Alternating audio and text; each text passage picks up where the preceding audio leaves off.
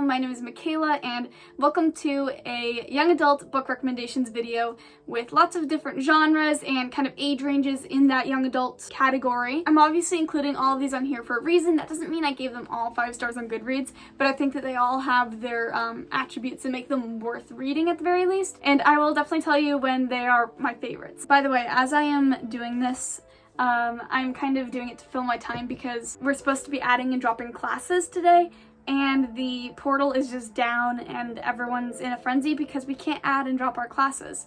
So I'm doing this right now to distract me. So here we go. Number 1 is Contaminated, and I like it because it's like a zombie apocalypse kind of book, but it doesn't feel cliche. I think that's just really important because it's a kind of storyline that's been done many times before. The Breadwinner trilogy. My mom actually read this one aloud to me and my brother when we were younger, and it was just phenomenal, the storytelling. I just feel like I learned so much when I was younger reading it because I was much less aware of the world at that point. I am number 4. I've probably mentioned this one in my book recommendations before. I cannot recommend it enough. It's a wonderful science fiction story, series actually, with amazing characters. The author also wrote a lot of little side stories, so if you do like this series, you have a ton of material for it, which is amazing. Everlost. This is a trilogy, I believe, and it's set in like this sort of afterlife, sort of not afterlife, which was just really interesting to kind of contemplate death while reading this. I remember really liking just all the ideas presented in this book. If you're a Star Wars fan, read Master and Apprentice because it just really illuminates the relationship between Qui-Gon and Obi-Wan, and I just thought it was a really fun story to read, to be honest. I also have 2 dog book recommendations if you're a dog lover. The first is Racing in the Rain. There's actually 2 versions of this book. One is called The Art of Racing in the Rain, and the other is Racing in the Rain. Racing in the Rain is the young adult version, and when I was younger, that's when I read it, so I never read the adult version, but apparently it has more adult themes in it. So read whichever one you want, but there's the young adult version of this. There's also A Dog's Purpose, and it's probably more popular now because it was recently made into a movie. I never saw the movie, but I read the book a while ago and I really liked it. I really liked the next book as well. Some of my favorite young adult series were the ones that let me grow up alongside a girl that I could relate to. So there are 2 series that I'd really recommend. The first is The Winnie Years. This one definitely leans heavily towards middle grade fiction. It's younger, but if you're kind of on the younger spectrum of young adult reading, then this would be perfect for you. But my absolute favorite is the Alice series. And again, this one also starts off young, like 3rd grade, but it goes all the way up until Alice is in college. And then even the last book, like it expands through the rest of her life, so you can, read about her entire life, which is really good closure. Phyllis, Reynolds, Naylor just nailed everything in these books, and I learned so much about growing up in these. I cannot recommend enough this series. Elsewhere, this is just a random novel I enjoyed, another afterlife one, so if you like Everlost, you might like Elsewhere. 2 graphic novels. These definitely have more adult themes in them, so I'd say that they are the older spectrum of young adult.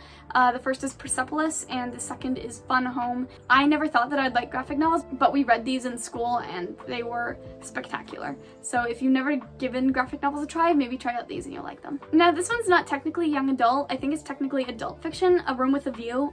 It's a classic, and the reason I recommend it as young adult is because if you've tried to read like Jane Austen or the Bronte sisters and you've found that it's difficult to get through, I would start with A Room with a View. It's the same vibe, the same style of romance, but it's shorter and I found it was easier to read. So I technically would think of it as a young adult, but it's a good introduction if you want to get more into like Jane Eyre and, Pride and Prejudice, those classics. I feel wrong mentioning popular books in here because everyone knows about them, so I'm not going to spend a lot of time on them, but obviously just please read Rick Riordan if you haven't, all of those books. Some people probably don't like them because they're talked about all the time, but you also can't go wrong with Twilight, Harry Potter, Divergent, Hunger Games. I mean, there's a reason that they're so popular. If you haven't read one of them, just definitely give it a read. Peter and the Starcatchers. This series is kind of a prequel to Peter Pan, and you learn about his backstory and how he got his powers. It's just a really magical read. Gone. This one was creepy, but really good. Basically, imagine a town where all of a sudden there is a dome surrounding it, and everyone who is above the age of 15 years old just vanishes. So like a ton of kids trapped in a town together. Very Lord of the Flies-like, except modern, and I thought it was much more exciting than Lord of the Flies. Before I continue, I also want to mention some books that I read in school, and we were required to read these by our teacher, but that didn't take away from how much I liked them. First is The Secret Life of Bees, and I really liked the relationships between the women in this book. To Kill a Mockingbird, I think everyone probably has to read that at some point in school, but if you haven't, give it a shot. Flowers for Algernon. This one's very psychological. I read this one years ago, and it was one of the novels I think that did get me more into reading. Another one I liked was the Shadow Children series. I think that's what it was called. Yeah, it is the Shadow Children series. It's been a long time since I've read this, but it's basically like a population police and keeping people in control, like a limit on how many children you can have, and very dystopian. Okay, now I've got two. They're technically series, I don't know. I don't want to sound rude.